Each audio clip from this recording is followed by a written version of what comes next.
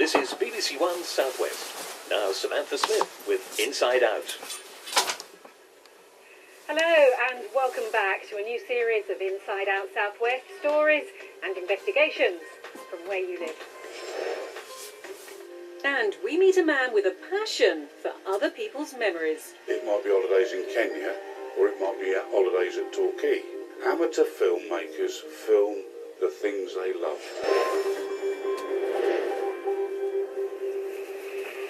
Next tonight, the story of one man who's devoted the last 30 years to rescuing thousands of hours of home movie footage. It reveals the private lives of ordinary and sometimes extraordinary people from the 1920s onwards, and we've had exclusive access to the collection. Home life in the 1950s. For Mrs. Smith and her husband, every day was worth recording. It's the social history that is cool. With amateur footage, you are the event that you're recording. Everywhere you are, everything you do is the important event that you're filming. Paul Dibbins doesn't even know their first names, but he feels he knows the Smiths through their intimate home movies. You've got, their pets, their cat, their dog, their holidays, but then you see a shot of him with a fox on a lead.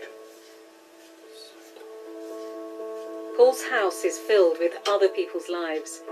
Rescuing amateur film helped Paul recover after a massive heart attack ended his teaching career.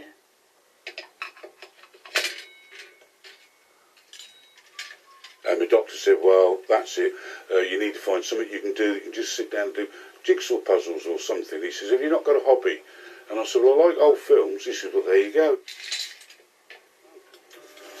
Paul's archive isn't full of feature films with famous stars, but family films of high days and holidays. Occasionally, one small roll of film contains someone's whole life story. Little kids, then they're a bit older, there'll be a wedding, and there'll be perhaps grandchildren, all in little 3-minute bursts across the reel. And then you get to the last little bit and suddenly they're elderly and retired, and then it stops. And you know they've died. And what's worse, their life's on this little reel of film and it's been thrown away. Paul throws nothing away. Among the Smiths' collection is a record of a year's activity on their farm near Barnstaple. It's quite an undertaking to document somewhere for a whole 12 months. But they've done it, and they've made a really good job of it. Paul was given their films by friends of the Smiths.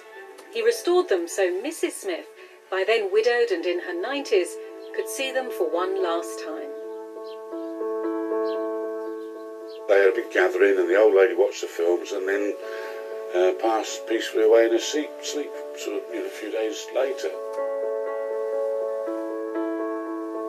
They say it all flashes before your eyes, don't it, before you go. So maybe, in a way, that's exactly what we'd allowed her to have, is to relive all the best, all the fantastic moments in her whole life, all the people she loved and cared about. You get to see them all one last time.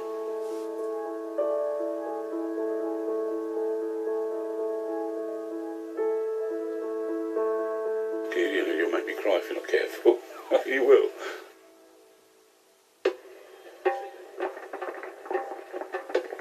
Some of Paul's films are of real historical value. This is the Sudan in the 1920s, filmed by Brigadier Peter Ackland while serving in the political service. Both he and his wife Bridget took to the hobby, then an expensive and unusual pastime. That's when 16mm film kind of dates from. It means that the Brigadier must have taken up filming in the new medium, because you had 9.5, but 16 was new. At first, Paul had no idea whose family he was looking at. All he knew was the fragile films had been found in a dustbin in the Devon village of Fennerton by a local man, Eric Yates. Eric said, oh, well, it's the Squire's films. They've been thrown away. So I brought him back here and I thought, right, Squire of Fennerton. Well, he wasn't really the Squire of Fennerton. And of course, all of the film is shot on the back lawn of the house.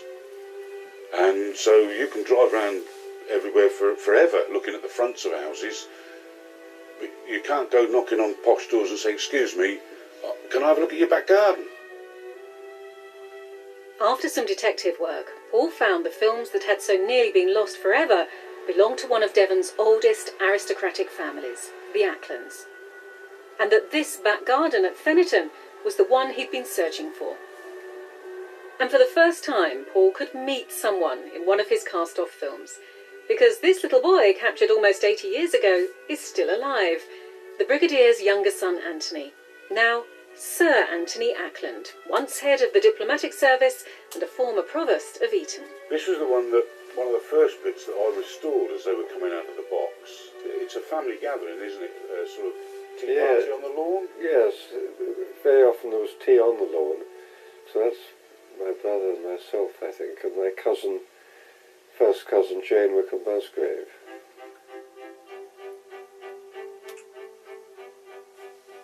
That's my father's old nanny who lived in retirement in the wing of the house. While his parents were in Sudan for more than half the year, Anthony spent idyllic summers in Devon with his grandparents and his pony, Billy. I loved my pony and spent a lot of time with the pony. He was enchanting in every way, a lovely character, and used to, curiously in the stable, spend a lot of time lying down on clean straw, and very often I'd go and lie down with him. And if I was late for lunch or being called, where's Anthony? He was probably in the stable lying down with Billy the pony. So it brought back wonderful memories.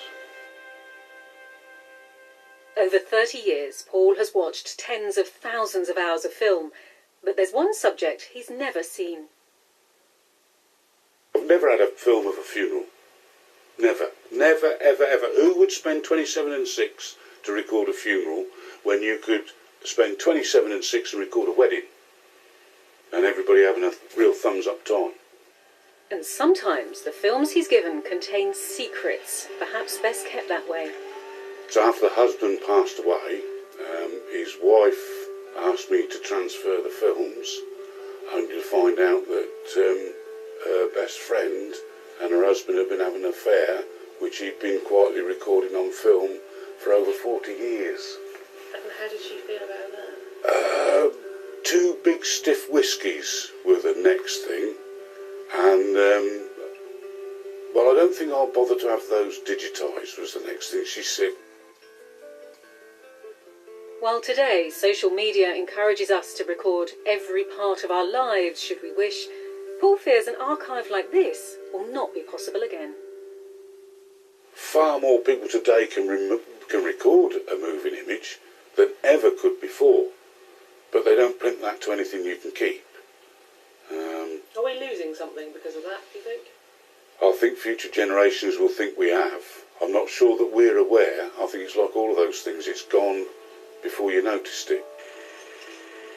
Paul says these amateur films don't just preserve a vanished world, they reveal how similar we all are, no matter who we are.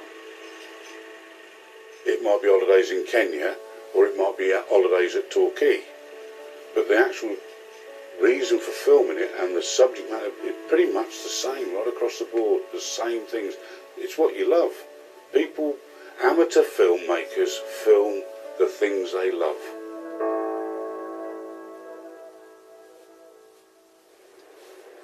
And that's all from this week's programme. We're back next Monday with more stories and investigations from the Southwest. So see you then.